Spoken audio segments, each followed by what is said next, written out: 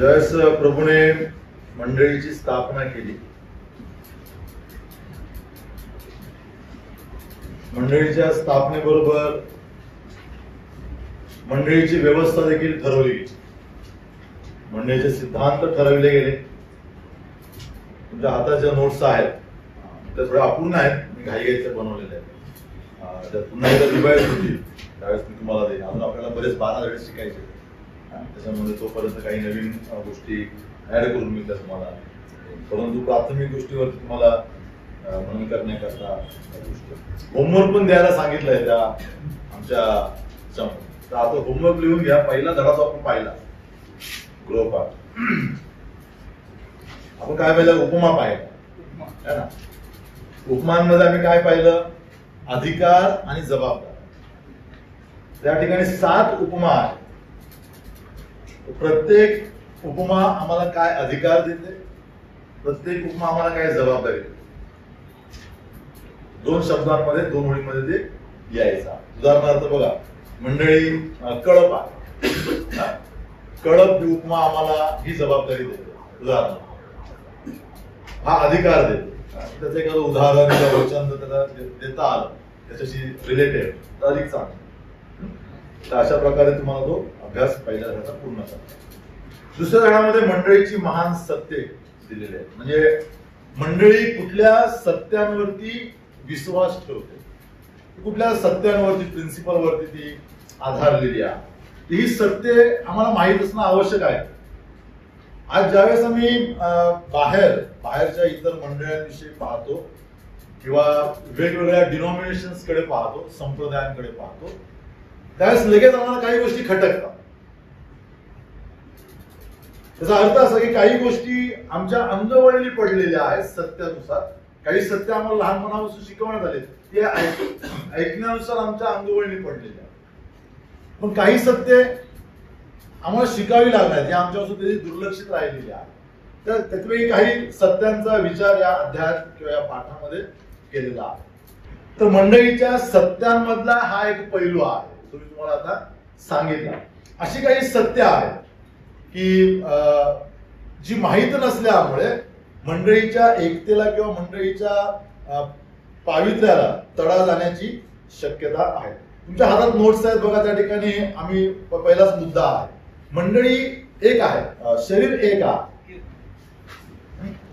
पान नंबर 4 जर काढलं तर त्या ठिकाणी तुम्हाला पाहायला मिळेल. आता शरीर एक आहे याचा अर्थ की मंडळी एकच आहे.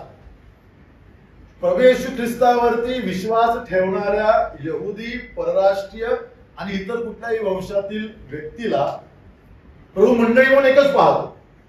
यहुद्यांची मंडळी, परराष्ट्रीयांची मंडळी असा काही भेद प्रभू करत नाही. म्हणून इफिसच्या 2ऱ्या अध्यायामध्ये दिलेला आहे रेफरन्स. त्या ठिकाणी पौल अतिशय स्पष्टपणे लिहितो त्या परिचयामध्ये की यहुदी आणि परराष्ट्रीय यांना एक करण्यात आलेला आहे. आणि आमच्या बरोबर म्हणजे यहुद्यांबरोबर परराष्ट्रीय विश्वासणाऱ्यांना वतनबंधू आणि एक शरीर करण्यात आलेला आहे. खूप गंभीर मुद्दा तो आहे. मी वाचतो तुमच्याकडे, जरा बघा. सॉरी, 3रा अध्याय 6वं वचन. ते रहस्य हे की परराष्ट्रीय ख्रिस्त येशूच्या ठाई सुवार्तेच्या योगाने आमच्या बरोबर वतनबंधू, आमच्या बरोबर एक शरीर व आमच्या बरोबर अभिवचनांचे वाटेकरी आहेत. या वचनाच्या द्वारा पौलाने कुठला भेद ठेवला नाही. यहुदी आणि परराष्ट्रीय, ज्यूज वेगळे आहेत असं पौल सांगत नाही. प्रभू येशू ख्रिस्ताच्या वधस्तंभावरील कार्याच्या द्वारा विश्वास ठेवणारा यहुदी, विश्वास ठेवणारा परराष्ट्रीय किंवा विश्वास ठेवणारा इतर कुठल्याही वंशाचा, या तिन्ही समुदायांना प्रभू एकच पाहतो. त्यांच्याद्वारा तयार झालेल्या मंडळीला प्रभू एक शरीर म्हणून पाहतो. कुठलाही भेद त्याच्यामध्ये तो मानत नाही. आम्हा विश्वासदारांना युनिटी मेंटेन करण्याकरता बोलवलेला आहे. ऐक्य तयार करता नाही बोलत, ऑलरेडी तयार आहे ऐक्य. मंडळीकडे प्रभू कसा पाहतो? 1 कोरिंथ 12वा अध्याय 13व्या वचनामध्ये मंडळी एक आहे. त्या तत्वानुसारच प्रभू येशू ख्रिस्ताच्या मंडळीला तयार केले गेलेला आहे. आता या मंडळीमध्ये असणारे जे विश्वासणारे तुम्ही आम्ही आहोत, आमची ही जबाबदारी आहे की जे ऐक्य पवित्र आत्म्याने साधलेलं आहे ते ऐक्य तुम्ही आणि मी काय करावं, जतन करा. त्या ऐक्याला तडा जाऊ नये ही तुमची आणि माझी जबाबदारी आहे. त्याकरता ही सत्य आवश्यक आहे. आता एक बहीण एक सत्य मानते, मंडळीमध्ये प्रचार बहिणींनी करायचा नाही, मंडळीमध्ये बहिणींनी शांत बसावं, या विचाराला एक भाऊ एक बहीण सहमत आहे. पण त्याच मंडळीतील त्याच्या बाजूला बसलेला भाऊ, त्याच्या बाजूला बसलेली बहीण, बहिणीला गैर वाटत नाही काय की बहिणीने प्रचार केलेला, शरीराला तडा जाण्याची शक्यता. वैचारिक मतभेद निर्माण झाल्यावरती खूप मोठी समस्या मंडळीमध्ये होऊ शकते. कुटुंबामध्ये दोन विचारांचे लोक राहत नाही. दोन भावांचे दोन विचार असे की घर फुटण्याकरता कारण ठरलं जातं. तीच गोष्ट मंडळीमध्ये आहे. आणि म्हणून मंडळीमध्ये आलेल्या विश्वासणाऱ्यांना, नवीन विश्वासणाऱ्यांना मंडळीची ही गंभीर सत्य माहीत असणे किंवा शिकवणं आवश्यक आहे.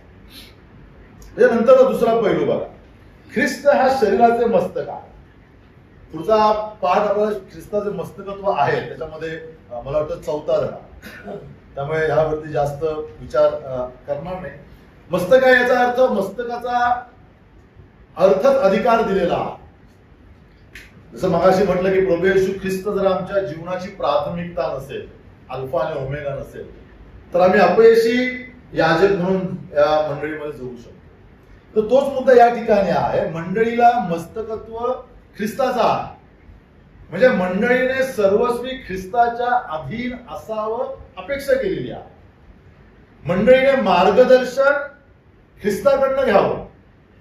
याचा अर्थ ख्रिस्ताच्या वचनांमध्ये ज्या गोष्टी सिद्धांत दिलेले आहेत त्या सिद्धांतांच्या आधारावरती मंडळीने निर्णय घ्यावा, ते आहे मस्तकत्व. ज्यावेळेस एखादा निर्णय घेताना कुठल्याही घटनेबाबत ख्रिस्ताच्या सिद्धांतांना आम्ही डावलू, आम्ही ख्रिस्ताचं मस्तकत्व उल्लंघन करू. ते विवाहाबाबत असेल, ते मंडळीच्या इतर कार्यक्रमाबाबत असेल, अतिशय गंभीर मुद्दा. देवाच्या वचनांना ज्या ज्या घटनेमध्ये आम्ही डावलू, आमच्या अधिकारामध्ये, मानवी अधिकारामध्ये, त्या वेळी ख्रिस्ताचं मस्तकाचा आम्ही अपमान करू. आपल्या मंडळांकडच्या कार्यक्रमांकडे व्यवस्थित बघितलं, मंडळांमध्ये चाललेल्या घडामोडींकडे, तर त्यामुळे आम्हाला स्पष्ट रीतीने हे दिसून येतं की अनेक ठिकाणी प्रभूच्या सिद्धांताला किंवा मस्तकाला म्हणेन मस्तकाला धक्का दिला जात पुढाऱ्यांकडनं आणि विश्वासानं. ती अतिशय वाईट गोष्ट आहे मंडळीच्या आरोग्याकडे. मी असं उदाहरण माझ्या जनरेशन पुढे ठेवू नये जेणेकरून उद्या ते जनरेशन ख्रिस्ताच्या मस्तकत्वाचा अपमान करे.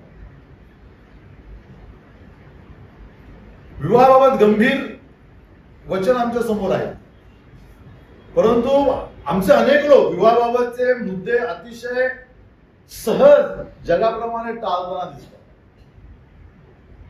विवाह जोडताना, विवाहाच्या विधी किंवा विवाहाच्या गोष्टी करताना, विवाह लावताना त्या गोष्टींकडे गंभीरपणे पाहणं आवश्यक आहे पुढाऱ्यांनी. आम्ही त्याकरता आम्हाला मंडळीच्या या सत्यांना माहीत असणं आवश्यक आहे. कुठे मस्तकत्व आहे ख्रिस्ताचं? आपल्या अधिकारामध्ये घेतले गेलेले हे निर्णय आहे. अनेकांना बॅन केलेलं आहे, तुम्ही वचन सांगू नका म्हणून. त्यांना मंडळीच्या मागे बसवायची गरज आहे. त्यांना पुढारे डोक्यावर घेऊन फिरतात, सेवा करताना दिसतात, त्यांना सुविधा दिल्या जातात. कुठे मस्तकत्व जतन केलं गेलेलं? जर भय राहिलं नाही लोकांना न्यायाचं, ख्रिस्ताच्या मस्तकाचं, पुढच्या कालखंडामध्ये अतिशय अवस्था वाईट. आमचा वृद्धापकाळ आनंदाचा जायचा असेल तर आमच्या येणाऱ्या जनरेशनला मस्तकत्वाची किंमत समजवावी लागेल. आणि तुमच्या वृद्धकाळात तुमच्या शरीरात ताकद नसणार, आम्हाला बोलण्याची धमक नसणार, आमच्या डोळ्यासमोर आमच्या पिढ्या ख्रिस्ताचं मस्तकत्व नाकारताना दिसतात. तर आमची लेकरं देखील असू शकतात. प्रभू काय म्हणणार? न्याय घरापासून सुरू होणार, दुसऱ्याचं नाही, आपल्यापासून. म्हणून आता थोड्या फायद्या करता मी मस्तकत्वाचा अपमान करतो, माझी नाती जुळवण्याकरता, माझा फायदा करता. पुढे गंभीर गोष्टींना तोंड द्यावं लागेल. तर ख्रिस्ताचं मस्तक, ख्रिस्त शरीराच्या हा शरीराचे मस्तक आहे, मंडळीचे मस्तक आहे. जसं आपलं मस्तकाला शरीरामुळे ओळख आहे, ज्या शरीरावरती ते मस्तक आहे त्या शरीराच्या ओळखीवर ते मस्तकाला ओळखलं जातं, तसंच मस्तक ख्रिस्ताचं देखील मंडळीशिवाय परिपूर्ण होत नाही. मंडळीशी जडलेली आहे ओळख प्रभू येशू ख्रिस्ताच्या मस्तकत्वाची, आणि हे मस्तक त्या शरीराला चालवतं. म्हणजे शरीराकडून निघणाऱ्या चांगल्या वाईट गोष्टींना जबाबदार आमचं मस्तक आहे, आमचा मेंदू आहे, मेंदूकडून मिळालेल्या आज्ञा. परंतु प्रभू येशू ख्रिस्त हा कसा, अतिशय आदर्श पुत्र, तो अतिशय पवित्र आणि नीतिमान देव आहे. त्याच्याकडनं मंडळीकडे गेलेल्या सगळ्या आज्ञा अतिशय पवित्र आहेत. म्हणून मंडळी ज्यावेळेस प्रभू येशू ख्रिस्ताच्या आज्ञांचं पालन करते त्यावेळेस मंडळीला पश्चाताप करण्याची संधीच येत नाही, वेळच येत नाही. कारण अशी कुठलीच गोष्ट प्रभू मंडळीला सांगत नाही जी त्याच्या स्वभावाच्या विरोधात आहे. हे तत्व जर मला कळालं तर मग मला निर्णय घेण्यास मंडळीमध्ये आसान होऊन जातं, सोपं होऊन जातं. देवाच्या स्वभावाच्या विरोधात प्रभू कधीच मंडळीला चालवत नाही. अनेक बहुसंख्य लोकांना हे तत्व माहीत नसल्यामुळे पुढाऱ्यावरती आंधळा विश्वास ठेवून त्यांच्या मागे जातात. ती अडचण या ठिकाणी निर्माण होऊ शकते. ख्रिस्त हा शरीराचे मस्तक आहे. तिसरी उपमा, तिसरं सत्य बघा, प्रेषितांची कृत्य 2 अध्याय 47.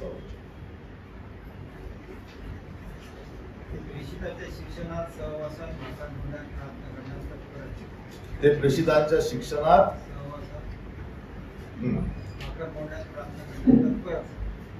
विश्वास ठेवणारे ख्रिस्ताचे अवयव आहेत.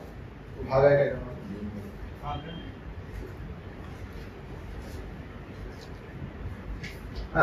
सर्व लोक त्यांना प्रसन्न असत आणि प्रभू तारण प्राप्त होत असलेल्या माणसांची दररोज त्यांच्यात भर घालीत असतात. ख्रिस्तरूपी शरीरामध्ये तारण पावणाऱ्या लोकांची रोज प्रभू भर घालीत असते. म्हणजे तारण झालेला प्रत्येक व्यक्ती ज्यावेळेस तारण झालं त्या क्षणी त्या शरीराचा अवयव बनत असतो. आता या क्षणामध्ये कोणाला तारण झालं त्या क्षणाला ती व्यक्ती ख्रिस्ताच्या शरीराचा अवयव म्हणून गणली जाते. अवयवामध्ये जोडण्याकरता प्रभू कुठलाही वंश पाहत नाही, वर्ण पाहत नाही, राष्ट्र पाहत नाही, संस्कृती पाहत नाही, जातीबंधन पाहत नाही. बायबल मधील सगळ्यात महत्वाचा आणि मोठा क्रांतिकारी पैलू आहे. का म्हटलं क्रांतिकारी पैलू? जगामध्ये अनेक संस्था आहेत, त्या संस्थांमध्ये सहभागी होत असताना अनेकदा ह्या गोष्टी पाहिल्या जातात, जाहीरपणे नाही, गुप्तपणे. का? वंश पाहिला जातो, त्याच्यानंतर जात पाहिली जाते, धर्म पाहिला जातो, तुमची भाषा पाहिली जाते, तुमचा प्रांत पाहिला जातो. आता ह्या गोष्टी अधिक काय होणार, तीव्र होत जाणार. तुमची भाषा पाहिली जाईल. महाराष्ट्रामध्ये मराठी भाषेचा वाद निर्माण झाला. एका तरुणाने पोस्ट टाकली, तो कुठे बेळगाव मध्ये, बेंगलोर मध्ये होता. बेंगलोर मध्ये त्याला देखील त्रास झाला. म्हणजे जसे काही चांगले पडसाद येतात तसेच वाईट पडसाद देखील त्यामध्ये उमटलेले आहेत. तो राजकारणाचा भाग आहे. लोक या सगळ्या गोष्टींची उजळणी करतात, तपासणी करतात. मंडळीमध्ये जोडताना एखाद्या व्यक्तीला प्रभू फक्त त्या व्यक्तीचा पश्चाताप पाहतो आणि विश्वास पाहतो. बाकी या सगळ्या गोष्टी प्रभू करता गौण आहे. तुम्ही यहुदी असा, प्रभूला फरक नाही. तुम्ही परराष्ट्रीय असा, अन्य जातीतले असा, कुठल्याही जातीतले असा, schedule class, SC, NT, open, जी, काही संबंध नाही. आणि म्हणून त्याला म्हटलं क्रांतिकारी पैलू. केवळ ख्रिस्ती तत्वामध्ये हा मुद्दा फिट बसतो. म्हणजे वचनामध्ये तसं सांगितलंय तुम्हाला. मागे बरेचसे बोलत असताना मुद्दा निघाला होता. लग्न करताना अलीकडे आमचे लोक देखील जाती वगैरे पाहायला लागलेले आहे. त्यांना पुरेसं नाही, तारण झालेलं आहे, मंडळीची त्याच्या मागे कम्युनिकेशन लेटर आहे, तेवढं पुरेसं नाही. बरं आपल्यापैकी आहेत का ते? हा प्रश्न मला बऱ्याच जणांनी विचारला. आपल्यापैकी म्हणजे काय होतं? मला त्या माझं 3 वर्ष उत्तर दिलं नाही. मी 3 वर्षाचा विचारलो. शेवटी मी तिकडनं बदली झालो. बघा तुम्ही सांगितल्याप्रमाणे हे 2-3 स्थळ आहेत, त्याबद्दल हे आपल्यापैकी आहेत. आपल्यापैकी म्हणजे काय? तुम्ही माझ्यापैकी आहेत की दुसऱ्यापैकी आहात? हा काय प्रकार आहे? आपण हे म्हणू शकतो तर आपल्या मंडळीत आहेत ते. हा प्रकार विचारणं बरोबर आहे. ब्रदर मंडळीत आहेत का दुसऱ्या डिनॉमिनेशन मध्ये आहेत? ब्रदर मंडळीत आहेत बोलले तरी त्याला विचारतो आपल्यापैकी आहेत का? तो मुद्दा या ठिकाणी खोडून काढलेला. तो ख्रिस्ताचा आहे. ख्रिस्तामध्ये त्या व्यक्तीचं तारण झालेलं आहे. प्रभूने त्याला स्वीकारलेलं आहे. रोम 15 मध्ये पौल म्हणतो, ज्याला ख्रिस्ताने देवाच्या गौरवाकरता स्वीकारलं, जे तुम्ही एकमेकाला स्वीकार, म्हणजे ज्याला ख्रिस्ताने स्वीकारलेला आहे त्याच्याविषयी आम्ही जास्त चौकशी करतो. तो आपल्यापैकी आहे. तर विश्वास ठेवणारे सगळे शरीराचे अवयव आहेत आणि शरीराच्या अवयवामध्ये जसा भेद नाही तसा तुमच्या आणि आमच्यामध्ये भेद नसला पाहिजे. आम्ही एकमेकांबरोबर वावरतो, हे वावरणं नाटकी नसावं, हे वावरणं व्यवहारी नसावं, ते वास्तविक असावं. म्हणजे मंडळीमध्ये आहे तोपर्यंत आम्ही हसत खेळतो, पण नंतर ते आपल्यापैकी नाहीत, ते आमच्या प्रांतातले नाहीत. आता हा प्रांत समजतो, काही नगरच्या आहेत, काही मराठवाड्याच्या आहेत, काही कोल्हापूरच्या आहेत, हा भाग समजू शकतो. परंतु प्रभू येशू ख्रिस्तामध्ये आम्ही सगळे एक शरीर आहोत. तर हा एक मोठा क्रांतिकारी पैलू आहे. विश्वास ठेवणारे ख्रिस्ताचे अवयव आहेत, याचाच अर्थ आम्ही सगळे एकमेकांशी जडलेले आहोत. आमच्या डीएनए मध्ये केवळ ख्रिस्तच असला पाहिजे, दुसरं काही नाही. चौथा मुद्दा, हा अतिशय महत्वाचा मुद्दा, योहान 14:16 वाचा. मी त्याला विनंती करीन, मग तो तुम्हाला दुसरा कैवारी म्हणजे सत्याचा आत्मा देईल, अशासाठी की त्याने तुम्हाबरोबर सदा सर्वदा राहावे. पवित्र आत्म्याबद्दल प्रभू येशू ख्रिस्त हे वाक्य उच्चारत आहे. एक शब्द प्रभूने पवित्र आत्म्याविषयी वापरला की सत्याचा आत्मा तो देईल. आणि 14, 15 आणि 16 अध्यायामध्ये प्रभू येशू ख्रिस्ताने पवित्र आत्म्याच्या कार्याविषयी, मिनिस्ट्री विषयी बरेच मुद्दे सांगितले. जवळपास 8-10 मुद्दे ते आहेत. त्याचा अर्थ असा आहे की मंडळीमध्ये प्रभू येशू ख्रिस्ताचा प्रतिनिधी म्हणून पवित्र आत्मा काम करतो, राजदूत म्हणून काम करतो. जसं राजदूताला पाठवलं गेलेलं असतं, प्रत्यक्षात जो अधिकारी आहे तो उपस्थित राहू शकत नाही, म्हणून प्रतिनिधी काम करतो. प्रभू येशू ख्रिस्त म्हणतात की मी पित्याजवळ जाणार आहे, परंतु मी दुसरा कैवारी म्हणजे सत्याचा आत्मा तुम्हाकडे पाठवीन, तो तुमच्यावर सदा सर्व काळ राहील. मंडळी बरोबर नेहमी राहणारा हा पवित्र आत्मा. याचा अर्थ असा आहे की मंडळीच्या कामकाजांमध्ये पवित्र आत्म्याचा सहभाग आहे, असावा ही प्रभूची इच्छा आहे. मंडळीतील विश्वासणारे निर्णय घेतील, मंडळीतील विश्वासणारे कामकाज करतील, जे काही करतील, पवित्र आत्म्याची गंभीर सहभागिता त्यामध्ये असणं आवश्यक आहे. अनेकदा पवित्र आत्म्याला आम्ही दुर्लक्षित करतो आणि अतिशय दुर्लक्षित व्यक्ती म्हणून त्याला बाजूला ठेवतो. हे आमच्या विश्वासाच्या जीवनाची सगळ्यात मोठी अडचण आहे. आम्ही मंडळीतल्या बंधूला विचारात घेतो, तितका देखील विचार आम्ही अनेकदा आमच्या अंतःकरणात असणाऱ्या पवित्र आत्म्याचा करत नाही. आता प्रभू ज्यावेळेस या पवित्र आत्म्याविषयी सांगतो प्रतिनिधी म्हणून, त्यावेळेस पवित्र आत्मा काय काय करतो मंडळी, त्याचे मुद्दे पटकन मी सांगतो, फक्त संदर्भ लिहून घ्या. किंवा 14, 15, 16 अध्याय तुम्ही वाचले, त्यामुळे तुम्हाला 10 मुद्दे पाहायला मिळतील. योहान 14, 25, 26 मध्ये प्रभू येशू ख्रिस्त म्हणतो की पवित्र आत्मा येईल आणि तो तुम्हाला सर्व काही शिकवेल. मंडळीला शिकविणारा पवित्र आत्मा. आणि म्हणून ज्यावेळेस देवाच्या चारित्र्याशी विपरीत, देवाच्या वचनांशी विपरीत शिक्षण असतं, त्यामुळे लगेच समजलं पाहिजे हे पवित्र आत्म्यापासून आहे. कारण पवित्र आत्मा देवाचा आत्मा आहे, तो देवाच्या मनाच्या विपरीत कधीच शिकविणार. म्हणून आम्हाला देवाचं वचन नीट माहीत असणं आवश्यक आहे. तो सर्व मंडळीला शिकवेल. योहानाचा 16वा अध्याय 14 वचन त्या ठिकाणी आहे बघा तुमच्या नोट्समध्ये. तो ख्रिस्ताचे गौरव करेल. पवित्र आत्मा प्रतिनिधी आहे प्रभू येशू ख्रिस्त. त्याचं सगळ्यात आद्य कर्तव्य ख्रिस्ताचं गौरव कर.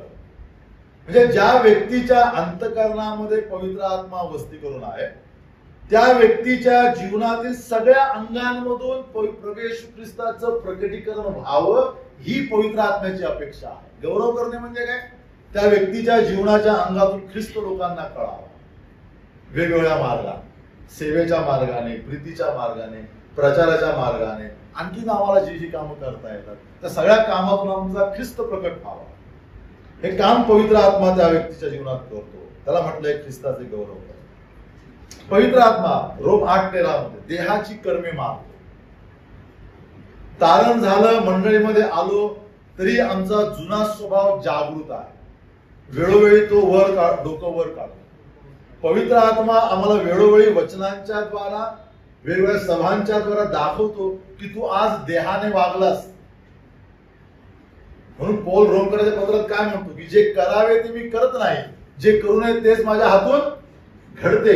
ज्यावेळेस पौलाप्रमाणे आम्ही आमची दैहिकता स्वीकारू त्यावेळेस आम्ही पवित्र आत्म्याच्या द्वारा देहाच्या कर्मांना ठार मारायला शिकू.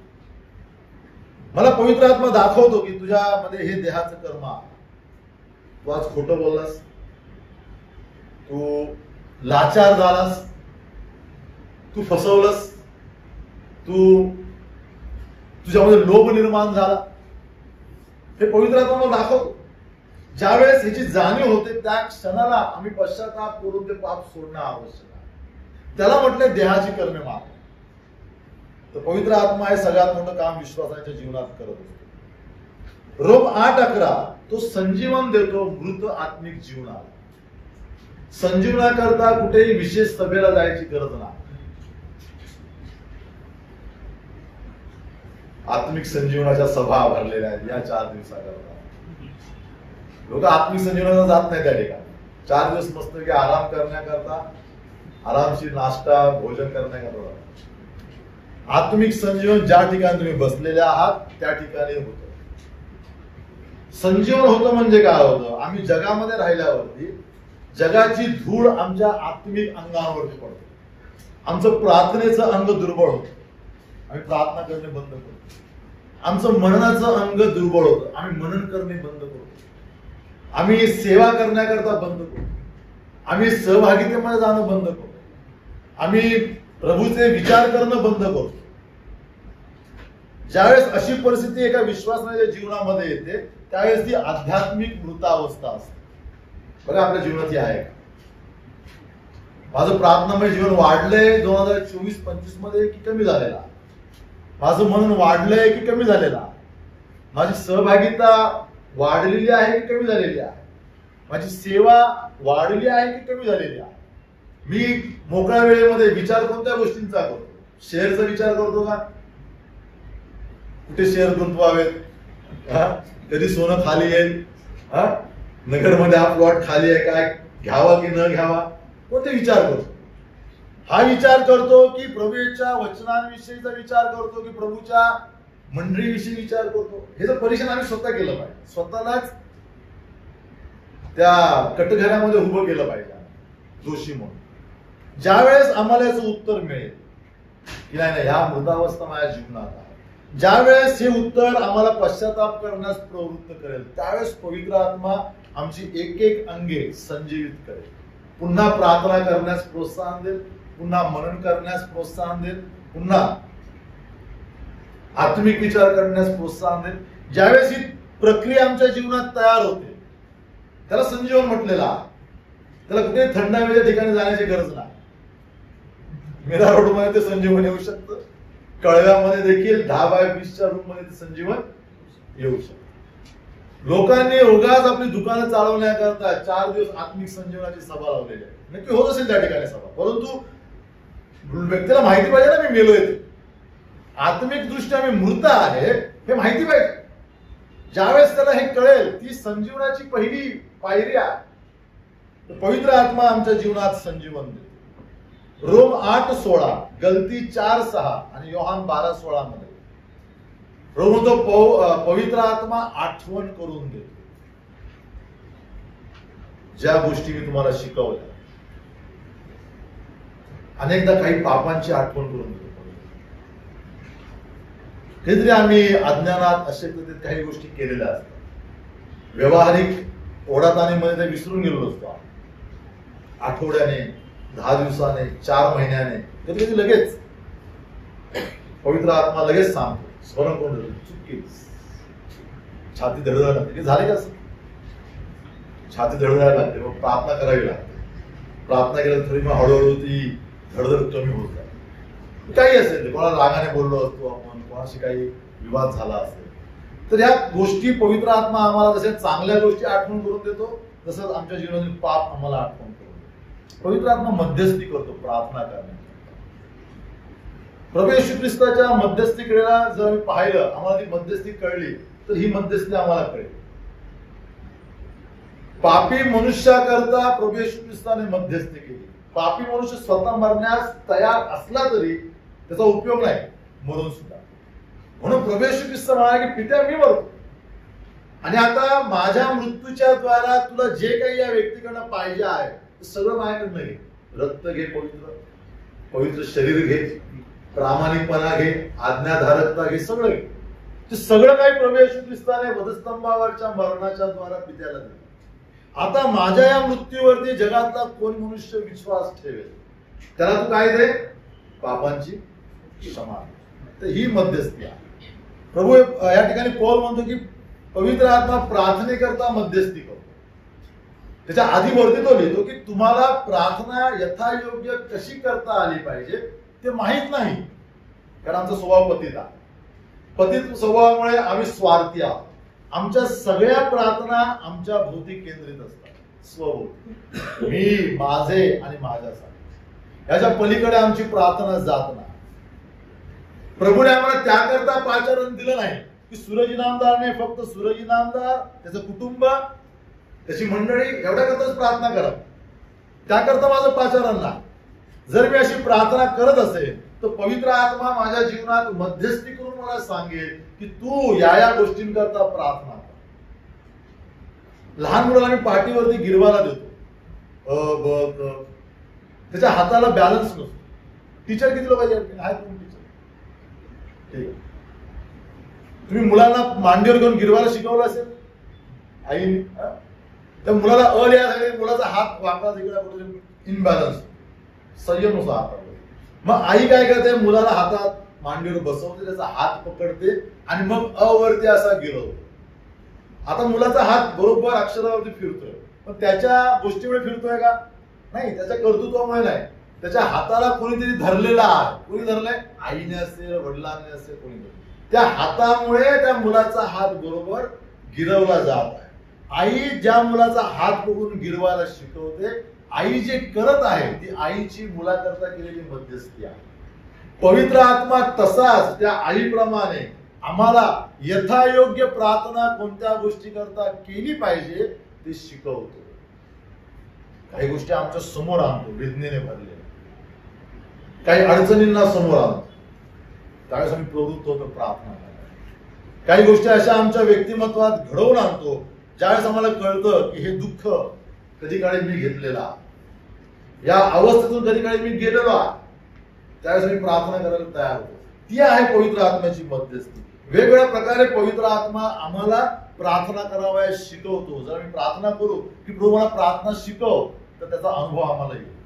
वेगवेगळ्या विषयांना, वेगवेगळ्या गोष्टींना प्रभू आमच्या समोर आणतो. पवित्र आत्मा सांत्वन करतो. योहान 14:16. दुःखामध्ये आम्हाला धीर देतो. आणि म्हणून अनेकदा विश्वासांचा असा अनुभव आहे की सुख के सब साथ दुःख में ना कोण. आम्ही सगळे असं म्हणतो की माझ्या वाईट वेळेला माझ्याकडे कोण नव्हतं. प्रभू ही परिस्थिती आमच्या जीवनात येऊ देतो.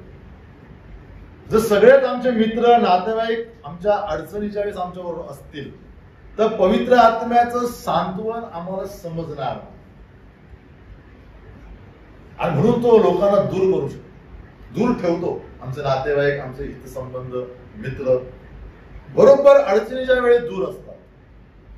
अशा करता की आम्ही कोणावरती विसंबून राहावं, प्रभूवरती. त्यावेळेस पवित्र आत्मा आमच्याकरता सांत्वनदाता म्हणून काम करतो. जर पेत्र पडला नसता बोटीतून खाली तर तो ओरडला नसता, प्रभूजी मला वाचवा. आणि त्या लाटांमध्ये प्रभूच्या हाताचा अनुभव त्याने घेतला नसता. म्हणून स्पर्जनने खूप चांगलं वाक्य त्या घटनेवर लिहिलं, sinking time is praying time. डूबने का समय प्रार्थना का समय होता है. डुबण्याचा समय प्रार्थनेचा वेळ असतो. जेव्हा तुम्ही डुबता त्यावेळेस प्रार्थना करा. कोणी नसतं आजूबाजूला वाचवायला, त्यावेळेस पवित्र आत्म्याच्या सांत्वनाचा अनुभव तो आम्हाला देतो. तो मार्गदर्शन करतो पवित्र आत्मा. योहान 16:13 कुठे जायचं, कुठला मार्ग धरायचा, काय निर्णय घ्यायचा करिअर बाबत. तरुणांकरता महत्वाचा मुद्दा विवाहाबाबत पवित्र आत्मा मार्गदर्शन करतो. त्याच्या सिद्धांतांच्या विरोधात, त्याच्या पावित्र्याच्या विरोधात तो आम्हाला कधी मार्गदर्शन करणार नाही. तो आशा देतो, त्याला आशेचा देव म्हटलेला आहे. तो देवाच्या गोष्टींचा शोध घेतो. खूप चांगली गोष्ट पौल कलीच्या पत्रामध्ये लिहितो. पवित्र आत्मा शोधतो. पवित्र आत्मा त्या व्यक्तीला सवय लावतो की प्रभूच्या गोष्टी पाहायला शिक. केवळ जग नको पाऊस. आम्ही ज्यावेळेस एखाद्या व्यक्तीकडे पाहू, आमची दृष्टी जर नकारात्मक असेल, आम्ही त्या व्यक्तीच्या जीवनातील चुकांना पाहू. पण पवित्र आत्मा सांगतो की त्या व्यक्तीच्या जीवनामध्ये चांगल्या गोष्टी देखील आहेत, त्या गोष्टी देखील पाहणं आवश्यक आहे. ज्यावेळेस आम्ही डोळे उघडून बाहेर पाहू, मंडळीकडे किंवा मंडळीच्या बाहेर, त्यावेळेस पवित्र आत्मा आम्हाला प्रभूच्या गोष्टी पाहण्याची प्रेरणा देतो. चांगली गोष्ट पवित्र आत्मा आमच्या जीवनामध्ये करतो. तर हे 10 मुद्दे आहेत. याच्या व्यतिरिक्त अनेक मुद्दे नव्या करारामध्ये आम्हाला पाहायला मिळतील जे पवित्र आत्मा मंडळी आणि विश्वासांच्या जीवनात करतो. तो गृहपाठ आहे. या 10 गोष्टींच्या व्यतिरिक्त अजून अशा कोणत्या गोष्टी पवित्र आत्मा विश्वासांच्या जीवनात करतो ते आम्ही या ठिकाणी शोधून घेऊ शकतो. पुढे 5वा मुद्दा, देवाची मंडळी पवित्र आहे. मगाशी आपण त्यावरती विचार केला. 6वा मुद्दा, मंडळीच्या रचनेसाठी देणग्या.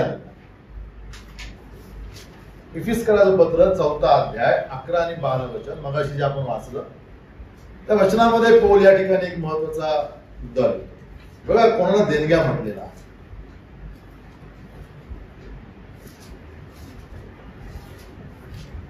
कोणी प्रेषित, कोणी सुवार्थिक, कोणी शिक्षक आणि कोणी पाळक असे नेमून दिले. जिवंत माणसं ही देणग्या. मंडळीमध्ये सुवार्तेचं काम करणारे बंधू मंडळी करता कोण आहेत? गिफ्ट्स आहेत. मंडळीमध्ये शिक्षकाचं काम करणारे बंधू मंडळी करता देणग्या आहेत. मंडळीमध्ये पालन करण्याचं काम करणारे बंधू मंडळी करता कोण आहेत? देणग्या आहेत. हे मंडळीला शिकवणं आवश्यक आहे. पौल म्हणतो पवित्र आत्म्याने नेमलेत काही लोकांना की या व्यक्तीने सुवार्थ सांगावी, या व्यक्तीने पाळकगिरी करावी, या व्यक्तीने शिक्षण द्यावं मंडळी. अशा करता की ख्रिस्ताच्या शरीराची जी रचना आहे ती पूर्ण व्हावी. सुवार्थिक सुवार्थ सांगतात, अविश्वासणाऱ्यांना ख्रिस्ताकडे आणतात. पाळक त्या अविश्वासून विश्वासणाऱ्या लोकांचं सांत्वन करतात, त्यांचं मार्गदर्शन करतात, त्यांच्या शंकांचं निरसन करतात आणि त्यांना मंडळीत स्थिर करतात. आता या स्थिर झालेल्या मंडळीला शिक्षक देवाच्या सिद्धांतांमध्ये वाढवतात. ही रचना आहे प्रभूने केली. आणि म्हणून पौल यांना काय म्हणतो, हे कृपादान आहेत मंडळीला भेटलेले. शिक्षक कृपादान आहे, पालक कृपादान आहे, सुवार्थी कृपादान आहे. दुर्दैवाची गोष्ट आपल्या मंडळामध्ये काय माहिती आहे, मंडळीमध्ये बसणाऱ्या विश्वासणाऱ्यांना माहित नाही आमच्या मंडळीतला सुवार्थिक आमच्याकरता गिफ्ट आहे. आमच्या मंडळीतला वडील, आमच्या मंडळीतला पालक, आमच्या मंडळीतला शिक्षक आमच्याकरता काय गिफ्ट आहे. तुम्हाला माहिती आहे का, तुमच्या मंडळीचा पालक किंवा तुमच्या मंडळीचा शिक्षक वडील तुमच्याकरता गिफ्ट आहे. जर गिफ्ट आहे माहिती असतं, देवाने दिलेलं एक दान आहे माहिती असतं, तर त्यांच्यावर बंड केला नसतं विश्वास. अतिशय वाईट आणि दुःखदायक परिस्थिती मंडळांमध्ये आहे. त्याचं कारण की हे तत्व माहित नाही विश्वासणाऱ्यांना, की आम्हाला दिलेले शिक्षण आमच्याकरता कोण आहे, गिफ्ट आहे. आम्हाला दिलेला पालक आमच्याकरता काय आहे, वरदान आहे. आमचा सुवार्थिक आमच्याकरता वरदान आहे. आज अनेक मंडळांमध्ये सिस्टमॅटिक बायबल स्टडी बंद झाले, माहिती आहे का तुम्हाला. प्रभूच्या दयाने तुमच्याकरता सत्रांचं नियोजन करण्यात आलेलं आहे, वचनांना प्राथमिकता देण्यात आलेली. टोटल बंद आहे बायबल स्टडी. अनेक वर्ष गेले, अनेक लॉकडाऊनच्या नंतर अनेकांना सिस्टमॅटिक शास्त्र अभ्यास भेटलेला नाही. तुम्ही ग्रुपवरती वाचत असाल, आज अवेलेबल नसल्यामुळे आज शास्त्र अभ्यास होणार नाही. मला कोणा नाव नाही घ्यायचं, मी सांगतो, तुम्ही लगेच हात तिकडे.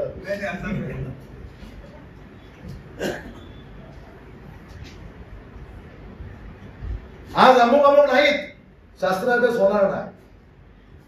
आई म्हणते का आज रॉकेल नाही, जेवण देणाऱ्या झोपड्या असतात.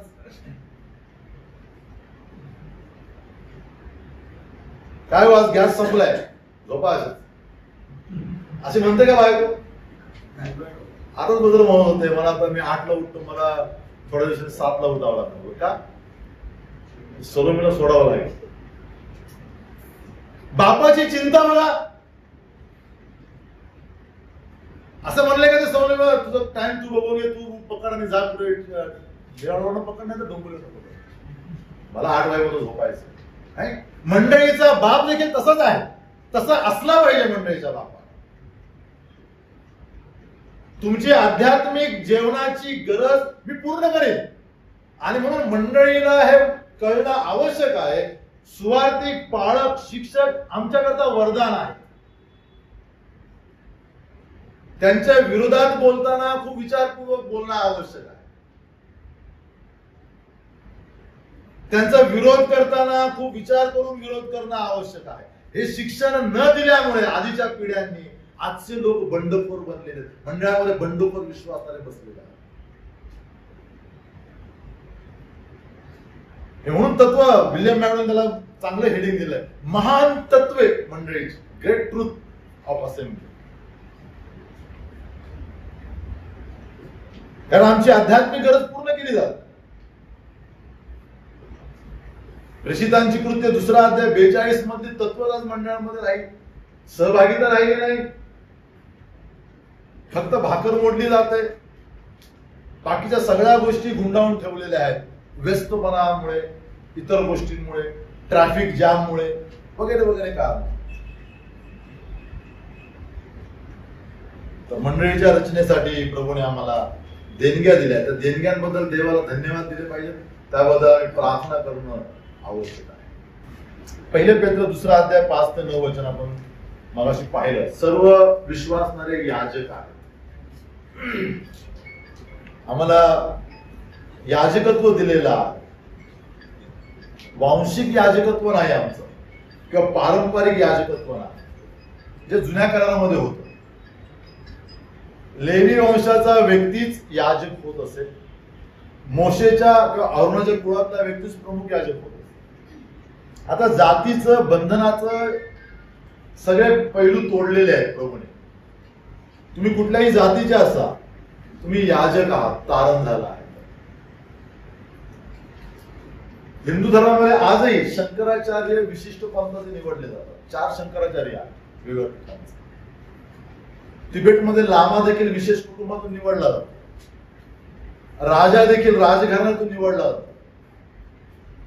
तुमचं आणि माझं भाग्य हे आहे की प्रभू येशू ख्रिस्तावरती विश्वास ठेवल्यामुळे आम्हाला दुहेरी याजकत्व दिलेलं आहे. तुम्ही पवित्र याजक आहात आणि तुम्ही राजकीय याजक आहात. या याजकत्वाकरता आम्हाला काहीही क्वालिफिकेशन सादर करावं लागलं नाही, म्हणून आम्हाला त्या याजकत्वाची किंमत नाही. काय करावं लागलं नाही. तुम्हाला अभ्यास करावा लागलाय का? काही नाही. तुम्हाला परीक्षा द्यावी लागली का? काहीच नाही. तुम्ही प्रभू येशू ख्रिस्तावरती विश्वास ठेवला आणि सहजपणे आम्ही वाचतो काय की आम्हाला याजक केलेला. त्यामुळे सहज मिळालेल्या गोष्टीची किंमत विश्वासणाऱ्यांना. किती मूल्यवान आहे याजक. याजकाचा दरारा होता जुन्या करारामध्ये. याजकाला घाबरायचा राजा विचाराचा याजकाला काय करावं. हे पद होतं इस्रायल राष्ट्रामध्ये याजकाचं. ते श्रेष्ठ पद प्रभू येशू ख्रिस्ताच्या द्वारा वेशी बाहेरच्या लोकांना प्राप्त झालेला आहे. अशा करता की त्या याजकापेक्षा अधिक परिपक्व आणि प्रभावी सेवा आम्ही करावी मंडळीमध्ये. पण ती सहज मिळालेली गोष्ट आहे, त्यामुळे त्याची किंमत आम्हाला नाही. त्या याजकत्वाचा अवलंब आम्ही आमच्या जीवनात मंडळीत करत नाही. तर आमचं याजकत्व दुहेरी आहे आणि त्यामुळे मंडळी काय आहे, खरी मंडळी आमची पुरोगामी किंवा आधुनिक आहे, मॉडर्न मंडळी आहे. जाती बंधनाचे वंशाचे सगळे नियम काय केलेले तोडलेले आहेत मंडळी. विल्यम कॅरीची मंडळी होती भारतात. विल्यम कॅरी आले आणि मग काही लोकांचं तारण झालं आणि मग त्या मंडळीमध्ये 3 लोकांची मंडळी होती, म्हणजे 3 वेगळ्या लोकांचे लोक. विल्यम कॅरींचा लेखनिक जो ब्राह्मण होता, नंतर त्यामध्ये एक अस्पृश्य व्यक्ती होता. त्या लोकांच्या काळात अस्पृश्य म्हणून आज शब्द मी वापरला. नंतर एक मुस्लिम व्यक्ती होता ज्याचं तारण झालं. आणि मग विल्यम कॅरी आणि इतर असे काही मोजके बोटावर मोजतील असे लोक. विल्यम कॅरीमध्ये एक पुस्तक आहे, त्या पुस्तकामध्ये ही माहिती आहे.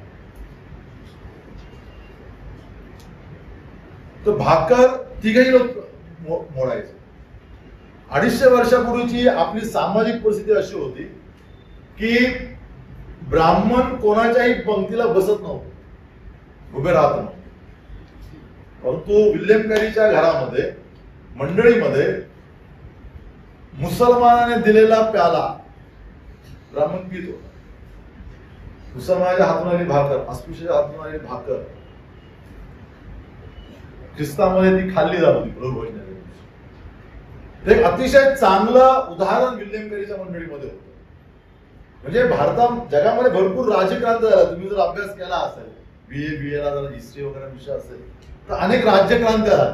चीनची राज्यक्रांती झाली, चायनाचं रिव्होल्युशन झालं, रशियन रिव्होल्युशन झालं, भारताचा 1857चा उठाव झाला. या सगळ्या चीनच्या 2 राज्यक्रांत्या झाल्या, रशियामध्ये 2 वेळा राज्यक्रांत्या झाल्या. या सगळ्या राज्यक्रांत्यांचा उद्देश एक होता, माणसांमधला भेद मोडून काढायचा. मोडलाय का, गेलाय का भेद? काय वाटतं? वरवर गेल्यासारखा वाटतो भेद, परंतु अजूनही आहे. भारतासारख्या देशामध्ये आजही जात विचारली जाते. तुम्हाला खोदून विचारलं जातं तुमचं गाव, तुमचं नाव, बरोबर, तुमचा प्रांत. बाहेर गेल्यावरती तुमचा जॉब विचारला जातो. जगातले लोक तुमची पद बघून भेद करतात. तुमचं इन्कम, तुमचं पॅकेज, तुमच्या जीवनामध्ये असणाऱ्या भौतिक गोष्टी यानुसार तुमचा दर्जा ठरवला जातो आणि मग ठरवतात तुमच्याबरोबर संबंध जोडायचे की नाही. बरं, ही परिस्थिती जगाचीच नाही. ज्यांनी प्रभू येशू ख्रिस्तावरती विश्वास ठेवला ते लोक देखील ह्या गोष्टी पाहूनच एकमेकांशी नाती जोडतात आणि एकमेकांशी नाती मेंटेन करतात. बघा, आमच्या जीवनात हा आजार नसावा जर आम्ही अशा बाह्य गोष्टी पाहून माणसांबरोबर नाते जोडत असू तर ख्रिस्ताचा अपमान खऱ्या अर्थाने तारणापर्यंत पोहोचलोच नाही आम्ही म्हणाला पाहिजे. पौल म्हणतो यहुद्यांबरोबर परराष्ट्रीयांना एक शरीर केलेलं आहे, वतनबंधू केलेला आहे. म्हणून पौलाचा यहुदी लोक खूप द्वेष करतात. परराष्ट्रीय यहुद्यांकरता कुत्रे आहेत. एक कुत्रा वतन बंधू कसा काय होऊ शकतो माझा? एक कुत्रा एक शरीर कसा होऊ शकतो माझा? हे पौलाने जो 2000 वर्षापूर्वी हे वचन लिहिलं, अतिशय उलटा पालट करणारं वचन आहे. आज आमच्या प्रांतातल्या नसणाऱ्या व्यक्तीबरोबर आम्ही विवाह संबंध जोडायला तयार होतो ना. किती विश्वास आहे?